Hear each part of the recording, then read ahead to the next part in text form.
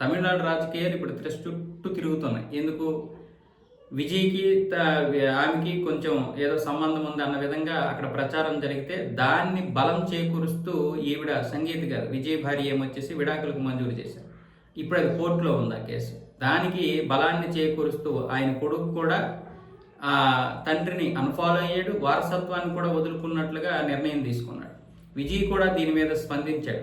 మీరు ఇలాంటివేం పట్టించుకోకండి, మీ పనులు మీరు చేసుకోండి అని కార్యకర్తలకి, అభిమానులకి చెప్పడం జరిగింది. సో ఇలాంటి పరిస్థితుల్లో ఆవిడ అమిత్ షాతో కలిశారు. అమిత్ షాతో కలవడానికి కారణం ఏంటి? ఇప్పుడు త్రిషని రంగంలోకి దింపి విజయ్ని పొత్తు పెట్టుకోవడానికి అడగడానికి ఏమైనా రంగంలోకి దింపారన్న విధంగా కూడా ప్రచారం జరుగుతుంది. ఏదేమైనా సరే బీజేపీ ఇప్పుడు విజయ్ని ఎట్టు పరిస్థితుల్లోనైనా సరే పొత్తుగా ఒప్పించే ప్రయత్నాలు అయితే జరుగుతున్నాయి.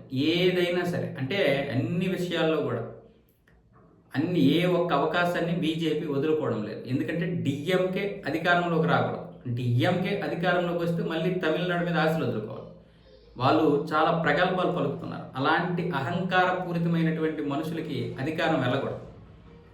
బీజేపీ ఏదైనా చేయి, సామ దాన వేద దండోపాయ లేదంటారు కదా, అది ఏదైనా పర్వాలేదు అని విజయ్ ఇప్పుడు పోటీ చేయడం వల్ల ఓట్లు చీలిపోవడం లేదనుకుంటే డిఎంకేకి లాభం చేకూరడం జరుగుతుంది.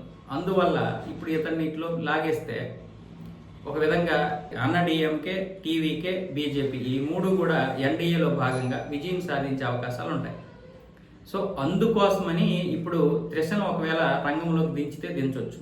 ఏదైనా తమిళనాడులో జరిగే అవకాశాలు అయితే ఉన్నాయి. మొత్తానికి ఎన్నికలు ఇది వచ్చేసింది కాబట్టి, డేట్ ఫిక్స్ అయిపోయింది కాబట్టి బీజేపీ ప్రతి అవకాశాన్ని వినియోగించుకోవాలని చూస్తుంది. కానీ విజయ్కి అసలు విషయం అర్థం కావడం లేదు.